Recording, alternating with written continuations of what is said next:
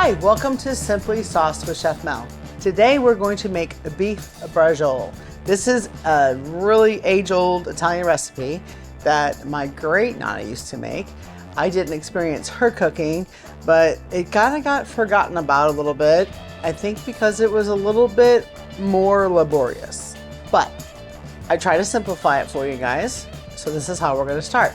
So what I've done is taken a flank steak, and it was a little bit thick, so I went ahead and kind of filleted it out so it would be a little thinner, because you want it to be somewhat thin. You don't want a real heavy steak because you're actually going to be rolling this meat up.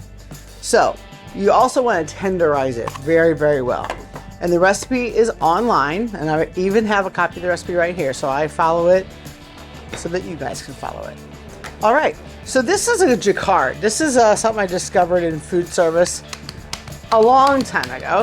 And what we're gonna do is tenderize the meat. Now, you can also use one of these, okay? That works too, but this is just a little bit easier on you. It's a little less laborious to do that. And what you're doing is these blades are just going to go through the meat and break it up so that when you cook it, it's going to be more tender. Plus you're gonna, once we cook it, you'll see step by step what we're gonna do. But the way we cook it is also gonna tenderize it. So you're gonna have a really nice, tender beef. Nobody wants tough. You can buy all kinds of different cuts of meat and use this jacquard, and oh man, it works so well. But don't make the mistake like I've done in the past. You can use this making beef, chicken. I did it on chicken spadini one time, and I nearly had ground chicken because I did too much of it. Okay, I think that should just about do it. Just want to break that up. Easy as that. We'll just set that aside. All right, so this is what we're gonna do. I'm actually going to cut these in half, and this might kind of look like a lot, but we're gonna probably do about 5 rolls here. When you're serving these, you can serve the whole roll, or you'll see at the end, when I do it, you can also cut them in half. All right, so we got 5 good pieces here. So you can take some Genoa salami, and you're gonna just lay that across. So about 3 pieces. My mom and my aunt were telling me about this recipe and how good it was, and it just brought back such good memories. So I looked into it and I started making it myself, and now it's definitely a family favorite. My friends enjoy it too, which is always my goal. Okay, so in other episode I talked about hard-boiled eggs, and I always just thought that was our family that did stuff like that. We put hard-boiled eggs in our sauce because we grew up Italian, Catholic, and we would substitute, or my great Nana would substitute eggs for meatballs because they did a lot of spaghetti meatballs. And on Fridays, she would make that substitution. But the more I listen to books and read books, I start finding out that eggs are pretty popular. One of my favorites to listen to is Stanley Tucci. I know you guys have heard me talk about him before, but you know, he makes that timpano, which I have not done as of yet. But that also has eggs in it. This dish has eggs in it, so I'm thinking it's a little more of a traditional Italian delicacy. So what I'm doing now is I'm cutting this twine. This is food twine, and I've heard stories about grandmothers using real thin string, and you couldn't really see it, and then, you know, you get it in your teeth, so we don't want that, right? We need 2 per, so we're gonna cut 10 of these, about the same length. Now I'm kind of probably overdoing it a little bit, but I wanna make sure that I have enough. And whenever I go to the grocery store, sometimes I can find this and sometimes I have a hard time, but you know, what I've found is I go back to the meat department and they usually graciously give me a couple yards, and that's perfectly fine. What I did for this is I went to the good old Amazon and just got a roll because I'm gonna be making a lot of it. All right, I think we got 10. I think this will be 10. All right, so we got our twine. And this is how it goes. 2 pieces per, right? So we'll do this funky shaped one first. So you're gonna roll this meat.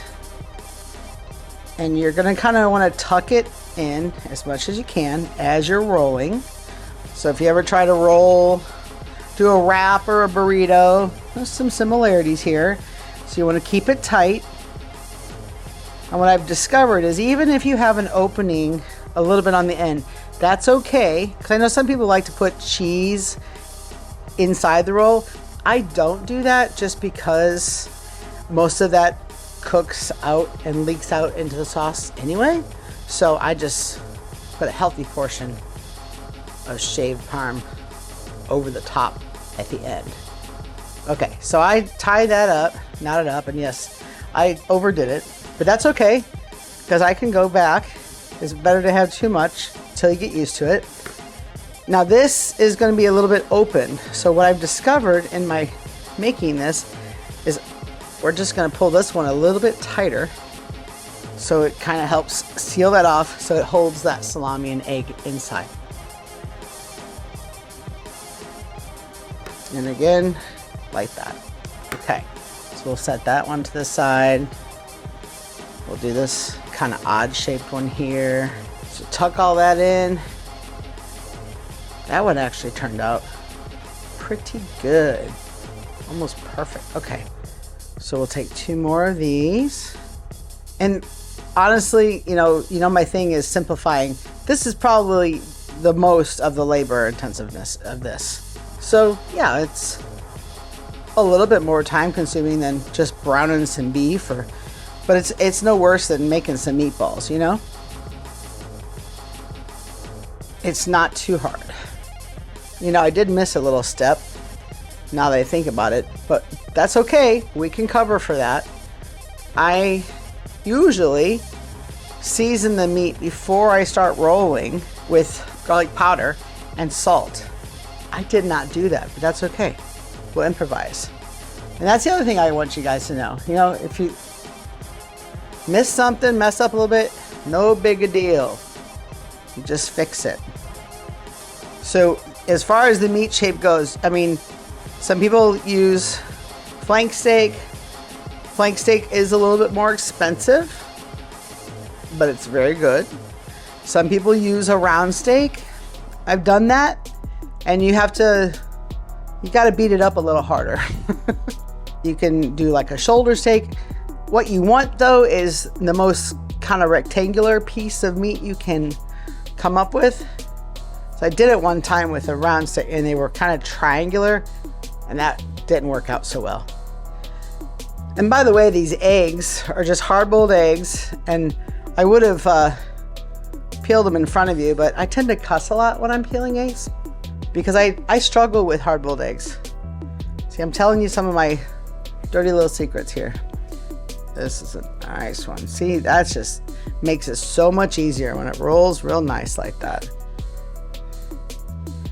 So while I'm thinking about it, we're gonna get this going so we can have it nice and hot because we're gonna sear these first.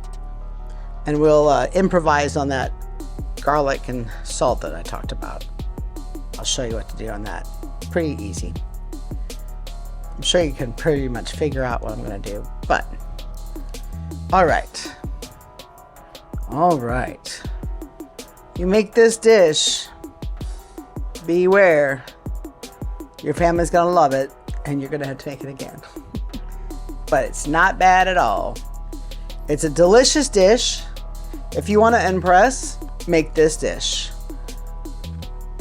If you're cooking for a new boyfriend, make this dish. Or a new girlfriend, or whomever, make this dish. Now, since I neglected, we're just gonna make a little pile here of the garlic and the salt, and I'm just gonna roll in there because I garlic and salt both sides, but since I didn't do that, we'll just improvise like that. That way gets it on there pretty evenly. And you know, anytime you sear meats, it's okay to over season a little bit because a lot of it's going to come off anyway. And I don't want to over season too much, but you can over season a little bit. Now, if you're going to put the drippings like in the sauce, then, you know, you can go a little bit more modest. All right. So rinse there. See if this is hot enough. Yep. We're going to just a little bit of olive oil. Just to kind of cover the pan. And then we're just going to pop these in here like so. All right, so we're going to get these going, clean up a bit, and we'll be right back. These are coming along nicely. Get a nice brown. So while these are browning, then I typically go ahead and start boiling the pasta. Remember to boil with a little bit of salt. That'll get the boil going a little bit faster. And this smells amazing. So good. I like to move them around a little bit. And sometimes you get hot spots, so because a little bit of this, we're not going to cook the meat all the way. We're just kind of getting a nice brown around the outside. And then what we're going to do is cook it the rest of the way in the sauce. So then you're going to get a lot of this flavor in the sauce. That's why I talk about the sauce being, you know, vegan, dairy-free, gluten-free. So it can be for anybody. So that if you wanted to add meat, you certainly can. And if you don't want to, don't have to. It's easier to start with a base sauce like that versus, you know, oh, I can't have that because I can't have what's in it. So I kept that in mind as I made it for myself. And then when I decided to take it to market and people were like, oh, put meat in it, do this, do that. I'm like, no, actually, I don't want to do that. That way I can say that pretty much everybody can have it unless you have that tomato allergy. So anyway, we won't go there. So I'm going to keep cooking on this for just a few more minutes. And then when we come back, I'll show you how we're going to transfer to the sauce, boil the pasta, and bring it all together. See you in a minute.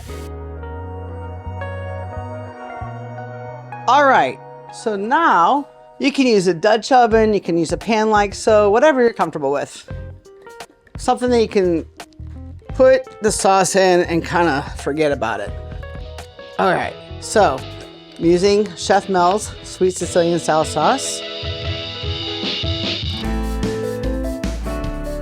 And you know, if you've watched any of my other shows, you know how I like to rinse these jars, but not with water. We'll just use a little red wine.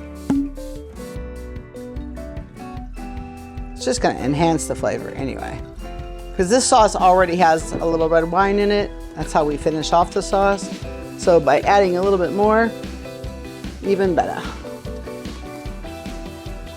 Oh yeah. Oh, that's a faux pas.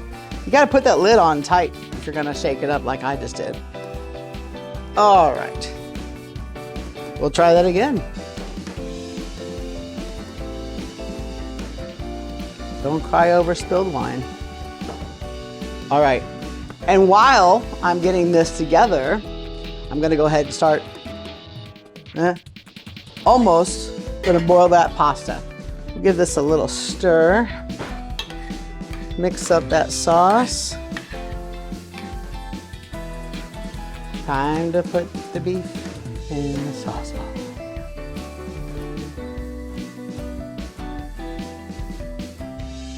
This was the perfect size, I believe. Yeah, I think it's gonna be perfect for this. Look at that. That way, you get those down in there, and you're gonna simmer this kind of on the medium heat at first, kind of get the boil going, and then you're gonna turn it down and simmer it. So I've just been enjoying a little wine, boiling these noodles, and we're gonna plate this stuff up right now. This is the good stuff. So I've got some Celentani pasta. I've mentioned before, I love a pasta that's hollowed out, okay? Because it holds the sauce. So we want to make it pretty. Oh, that looks so good.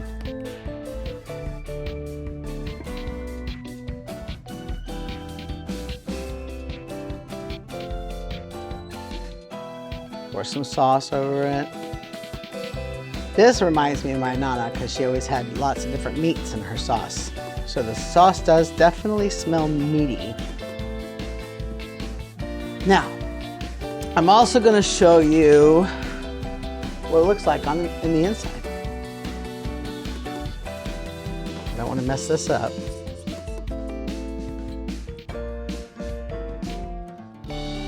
Look at that. You see that? That's just what the braciole should look like, just like that. We're gonna try to make it pretty again. So we're gonna top it with cheese, because you gotta have plenty of cheese, right? So I love Parmesan, Pecorino Romano, all kinds of cheeses, but I found this Belgioso, and let me see, I've got the wrapper down here. Arabella, it's a Tuscan cheese that has some sweet notes, but not overly, and it is delicious. So I chose this cheese to top this dish. And then you gotta have a nice piece of Italian bread. Yeah, you hear that?